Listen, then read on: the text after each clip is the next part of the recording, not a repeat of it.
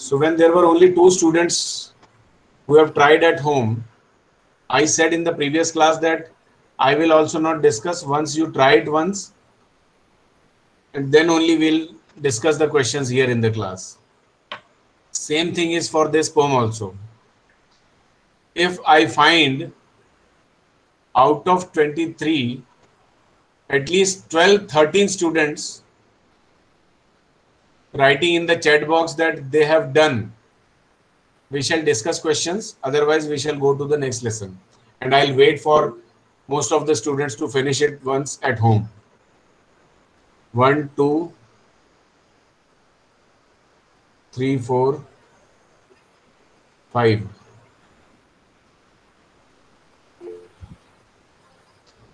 5 have done out of 23. I was expecting 12, 13.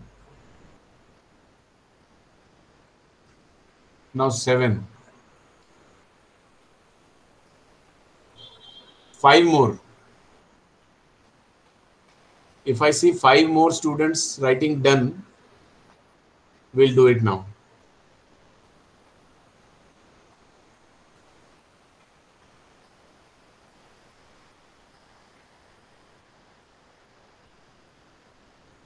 See, I'll read the names. It was Nakul first who said he has done, then Pragya Kushwaha, Shubham Sahu, Sajid, Hitendra, Pujit, Aditi Jain, and Rama Nikra. Only 7. Okay then. What is the next lesson? Sir, Rain on the Roof. Rain on the Roof. Okay.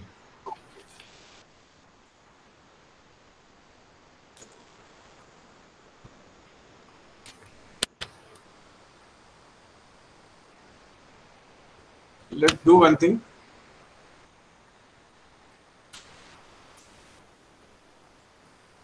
I'll try to open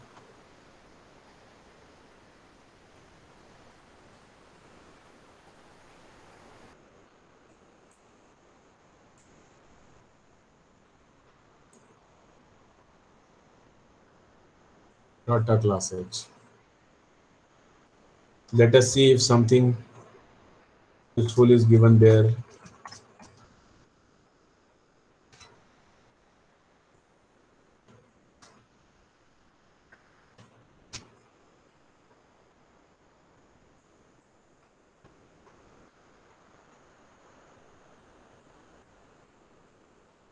Class 9th.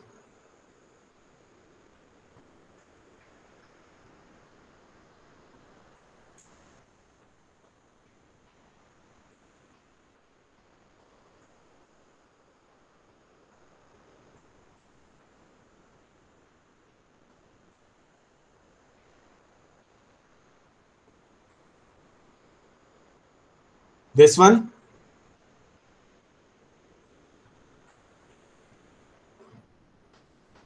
Yes, sir.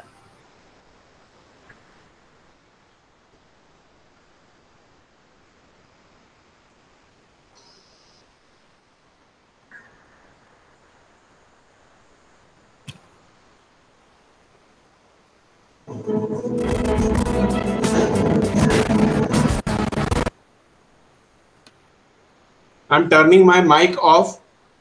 If you have any problem, Nakul, you can tell me.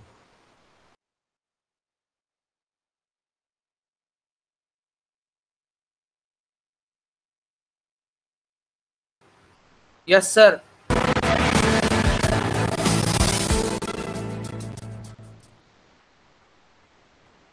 Coates Kinney was born at Kinney's Corners, which is near New York.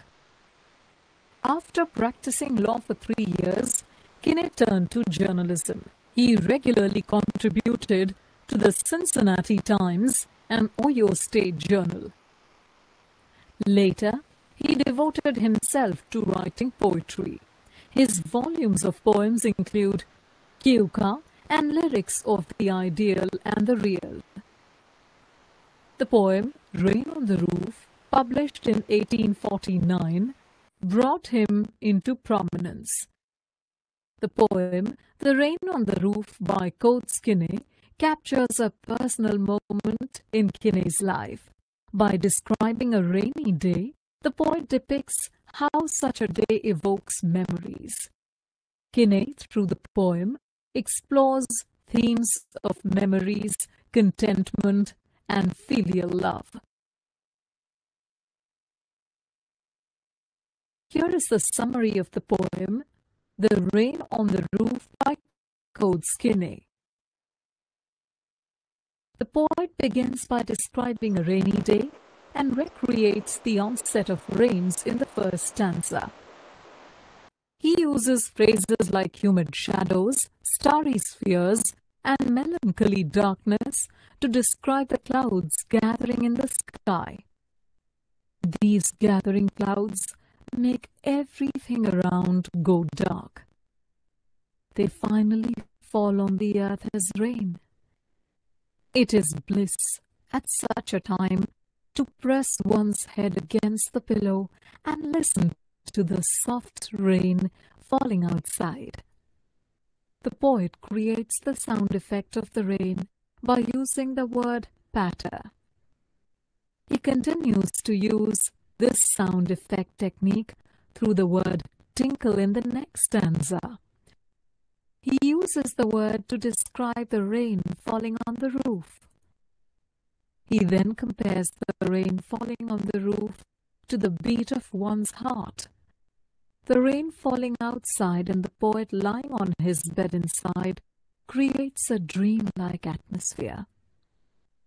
This atmosphere is perfect for dreaming and for recollecting things. Such an atmosphere brings forward the memory of the poet's mother, whom he lost a long time ago. He remembers her with fondness. She used to let him dream and sleep till dawn. The poet, as he listens to the refrain or the melody of the rain, especially remembers her leaning over him while he slept.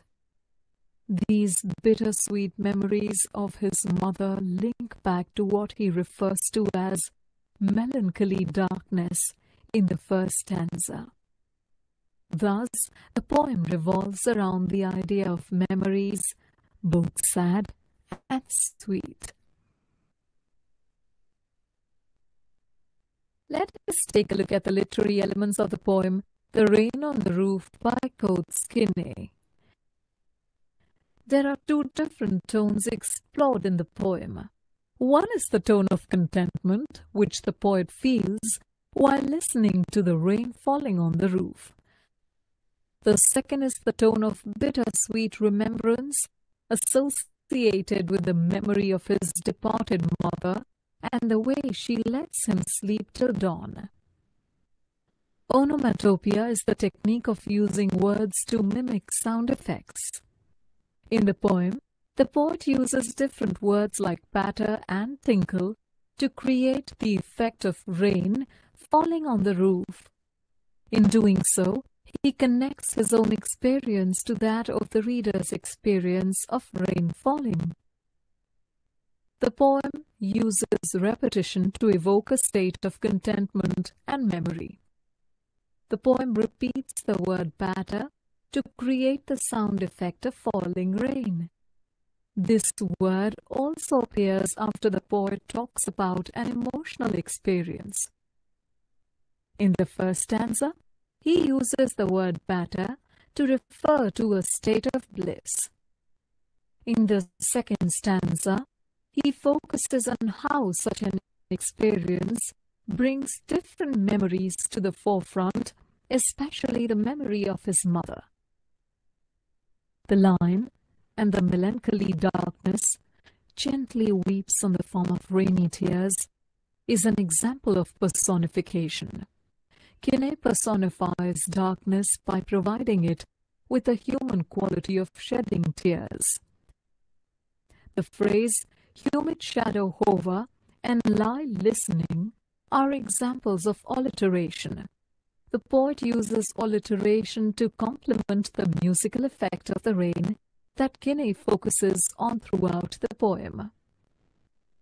When the humid shadows hover over all the starry spheres, and the melancholy darkness gently weeps in rainy tears, what a bliss to press the pillow of a cottage chamber bed and lie listening to the patter of the soft rain overhead. Look at the last words of each line. The words spheres and tears and bed and overhead rhyme. None of the other words rhyme. To find the rhyme scheme, let us assign the labels A to hover, B to spheres, and tears, and so on. So the rhyme scheme is AB, CB, DE, FE.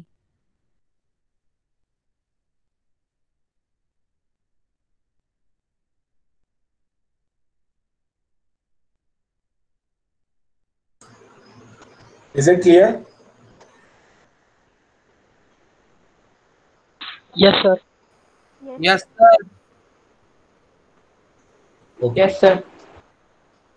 So there were two things. Let me know what is clear. One is the explanation or summarizing that poem, and second thing is use of poetic devices in the poem. What is clear?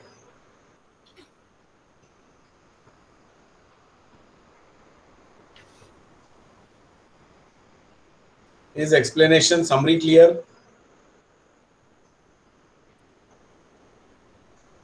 Sir, little. Yes, sir. Little. And what about poetic devices? There were many poetic devices mentioned here. There was onomatopoeia, there was Personification. alliteration, there was personification. So were those clear? Has anybody noted down those, all of those poetic devices?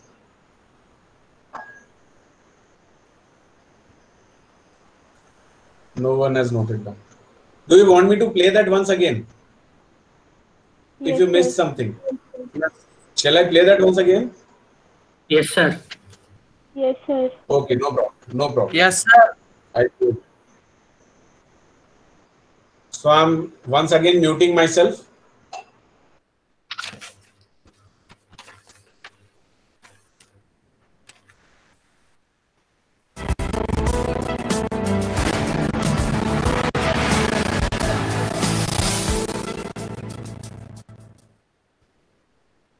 Explored in the poem. One is the tone of contentment which the poet feels while listening to the rain falling on the roof. The second is the tone of bittersweet remembrance associated with the memory of his departed mother and the way she lets him sleep till dawn. Onomatopoeia is the technique of using words to mimic sound effects. In the poem, You can write it down. I'll pause for a moment.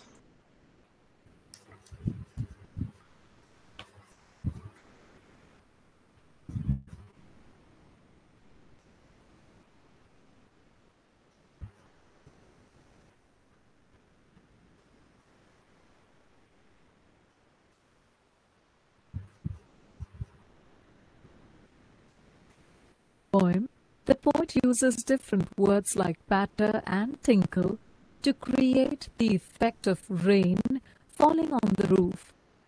In doing so, he connects his own experience to that of the reader's experience of rain falling. The poem uses repetition to evoke a state of contentment and memory. The poem repeats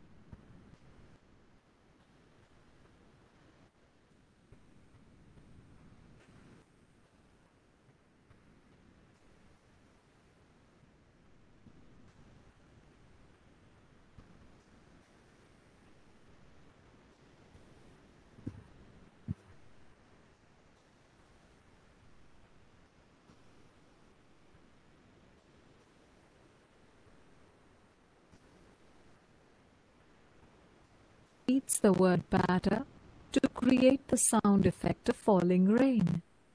This word also appears after the poet talks about an emotional experience. In the first stanza, he uses the word patter to refer to a state of bliss. In the second stanza, he focuses on how such an experience brings different memories to the forefront, especially the memory of his mother. The lion and the melancholy darkness gently weeps on the form of rainy tears is an example of personification.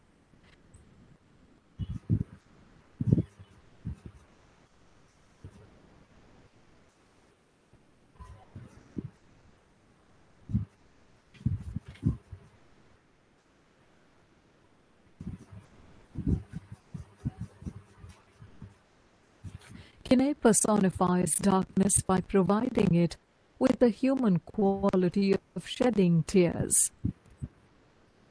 The phrase humid shadow hover and lie listening are examples of alliteration. The poet uses alliteration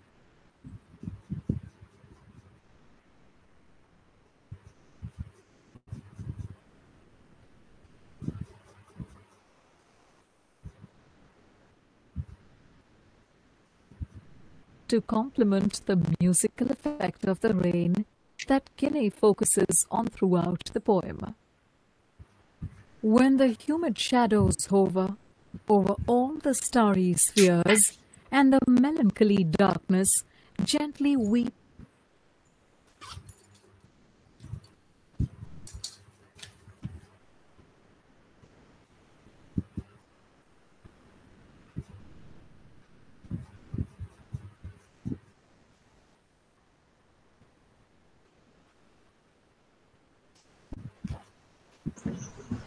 I think now you have noted also and you have understood also.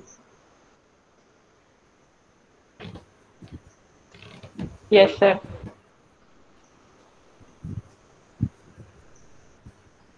Okay.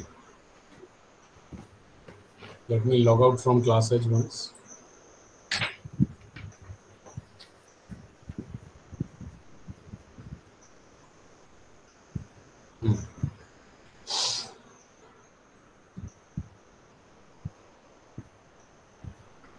Now I'll share the page of your textbook. Nakul, you can tell me the page number where this poem is found so that I can search Sir, for it. page number 41. Page number 41. This is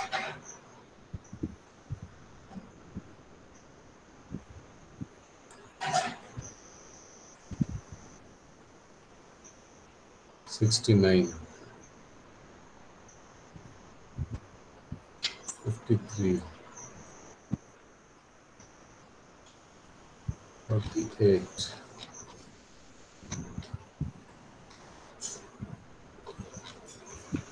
This one. Yes, sir. Okay.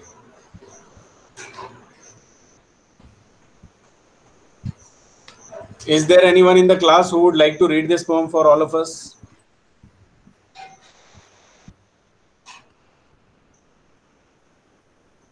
Sir, can I? Name? Sir, Ratika Gaur. Yes, Ratika. Now, when Ratika is sir. reading it, yes, introduction also. When Ratika is reading it, I want everyone to simply listen to what she is reading. Do not try to think and do not try to understand too much. Do not try to go into the deep meanings of the lines. Just listen to it in such a way that everything is automatically getting into your mind. Then I'll ask you something, not about what does this poem mean or what are the meanings of these and that, those lines or the stanzas, nothing like that. I'll simply ask something which you can answer only if you listen to the poem when she is reading it with your attention to the words and to the lines that she read. You don't need to run your fingers in your textbook or anywhere. Simply listen. Yes, Ratika. Rain on the roof. When the sky is covered with dark clouds and it starts raining, have you ever listened to the patter of soft rain on the roof? What thoughts flashed through your mind as you heard this melody of nature? Read the poem to find out what the poet dreamed of while listening to the rain. When the humid shadows hover over all the starry spheres, and the melancholy darkness gently weeps in rainy tears. What a bliss to press the pillow of a cottage chamber bed and lie listening to the patter of the soft rain overhead. Every tinkle of on the shingles has an echo in the heart, and a thousand dreamy fancies into busy being start, and the thousand recollections weave through their air fades into woof as I listen to the patter of the rain upon the roof. Now in memories come my mother, as she used in years agone to regard the darling dreamers ere she left them till the dawn.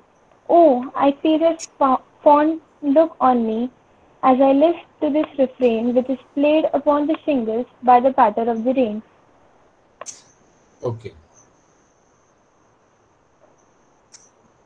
Now there are few words given here. We cannot copy it, no? Okay. There are some words given here. Just look at these words once. Tinkle, then shingles, and then woof.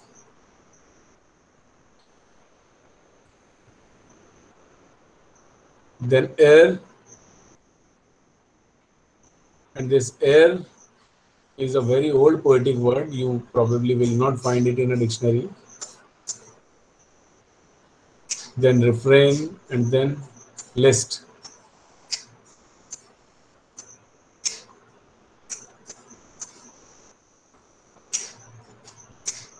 If you can see these words, if you read the meanings of these words and then you come back to these lines, you will be able to interpret all that the poet wants to say. Okay. Now listen to the first stanza. When the humid shadows hover. When the humid shadows hover. What do you mean by humid shadows? Shadows everybody understand. How will you define shadow?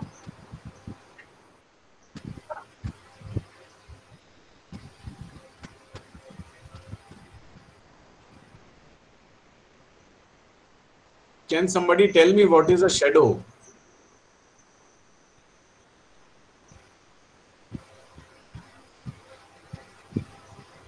Share a dark silhouette of someone or something. Okay.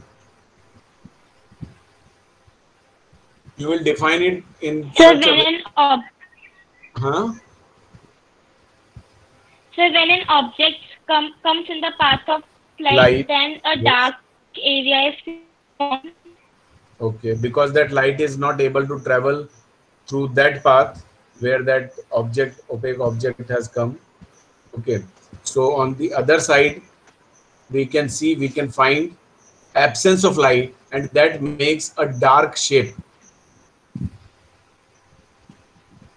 You meant you meant to say this only, beta? Yes, sir. Okay, so that is shadow. Okay. Now, can shadow be humid or dry? Shadow is shadow falling on a surface. It may have different shapes, but can it be humid or dry?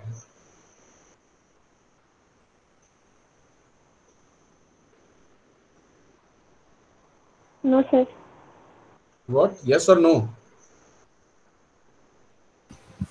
No, sir. Shadows cannot be humid or dry. No, sir. Then what does this mean here? Humid shadows.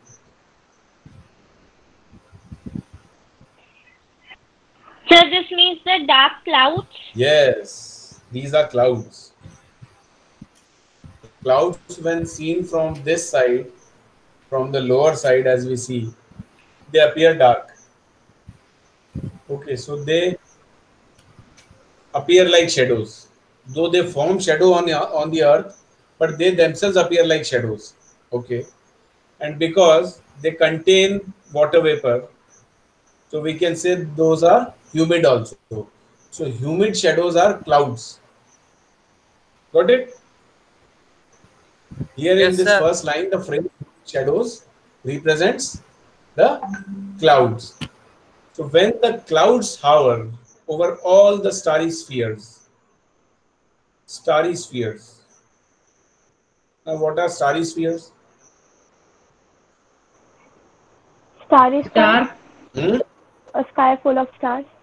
Yeah, all the heavenly bodies, all the heavenly objects which twinkle, which emit some light. Okay, so all that is there in the open space visible overhead. That open space visible overhead is full of stars or such bright, brittle objects. Okay, so when these clouds come over these starry spheres and the melancholy darkness. Now, darkness, if I ask you to associate darkness and brightness, clear light, with some sort of feelings, what kind of a feeling will you associate brightness or light with, and what kind of a feeling will you associate with darkness? What does light or brightness depict or represent?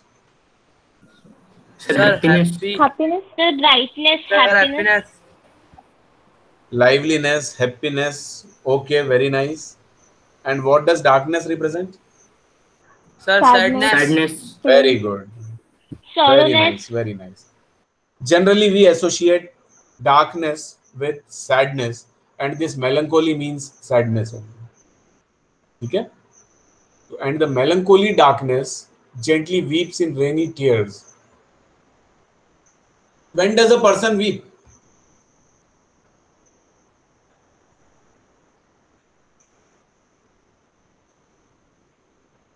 When does a person weep?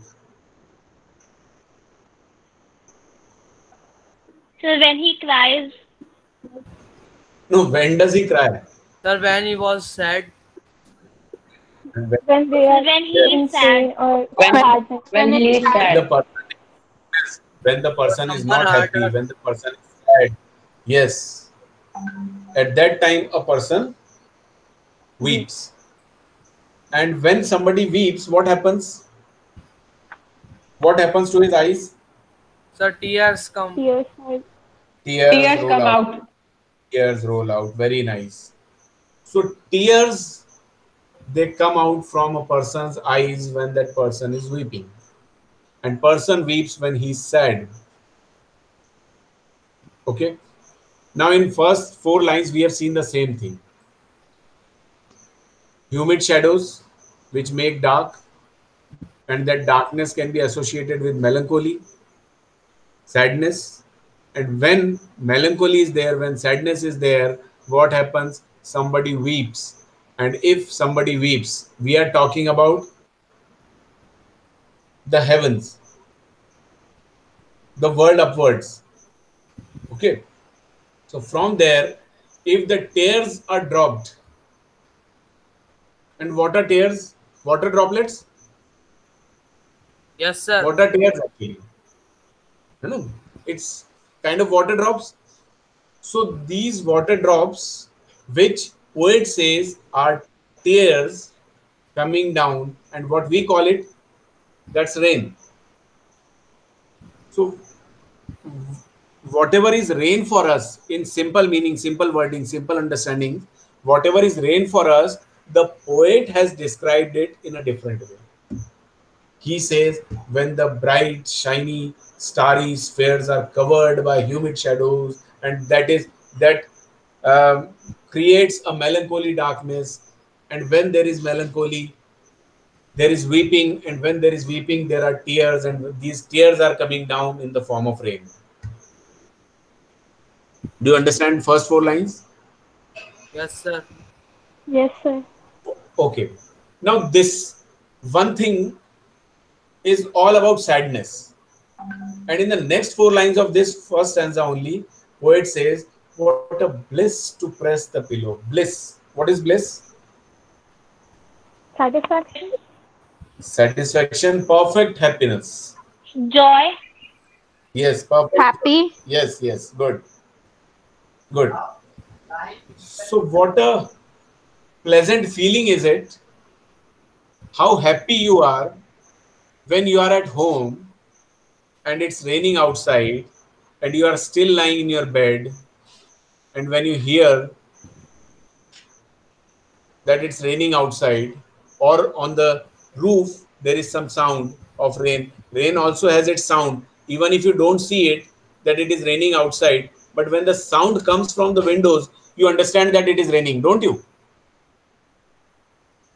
Yes, sir. Yes, sir. Okay, okay, yes. Yes, sir. It has a Yes, specific, sir. yes, it has a special type of sound that makes us understand that it is raining outside. Now, when you are at your home, lying in your bed, and it is raining outside, what do? If you get an opportunity, if you get a chance to continue to lie in your bed, to continue to press your pillow. Pressing your pillow means your head is still on the pillow and you are not getting up. Of a cottage chamber bed. You are in your cottage, in your house, in your chamber, in your room, on your bed. Where? Where are you? In your cottage chamber bed, and lie listening to the patter of the soft rain overhead. And what are you doing? You are lying and listening to the patter of the soft rain overhead. Overhead means on the roof, which is over your head. Now, what is patter? Patter is the sound made by rain when it drops, when it falls on a surface. And patter is a word that denotes a sound, and the when you pronounce this word, it itself sounds like the sound of falling rain, and that's why we call this poetic device as onomatopoeia. You have already noted in the beginning. Okay, so when you are in your bed, in your house, in your room, and you are listening to the patter of the rainfall, that is a perfect bliss for you. You are very happy. Are you happy when it happens? Yes, sir. You're at Yes, home sir. and it's raining outside. Do you enjoy? Yes, sir. Like it? Yes, sir. Yes, Yes, sir. sir. Yes, Okay. sir. Don't tell me the reason. I know the reason. Because it is a holiday for you if it rains, right? Yes, sir. Does rain makes you happy only because on that day you are not forced by your parents to go to school, or can there be some other reason also? If you really like rainfall,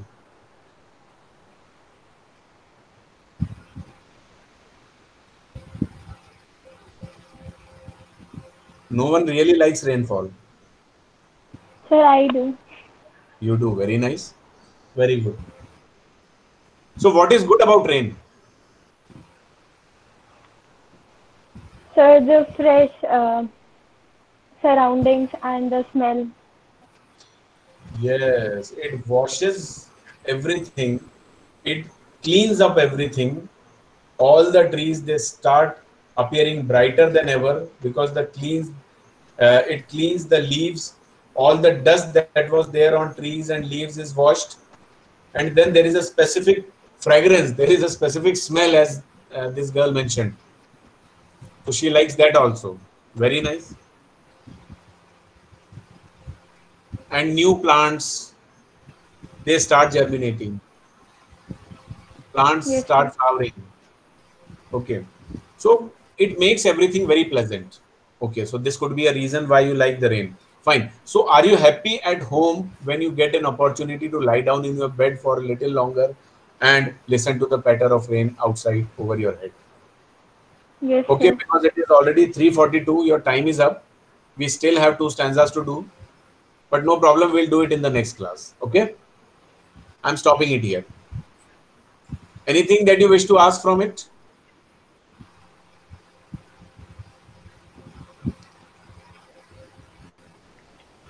Okay, read the remaining 2 stanzas. We'll do it in the next class. If you don't have any question, then Sairam, start leaving the class. And if you have a question, go ahead, ask.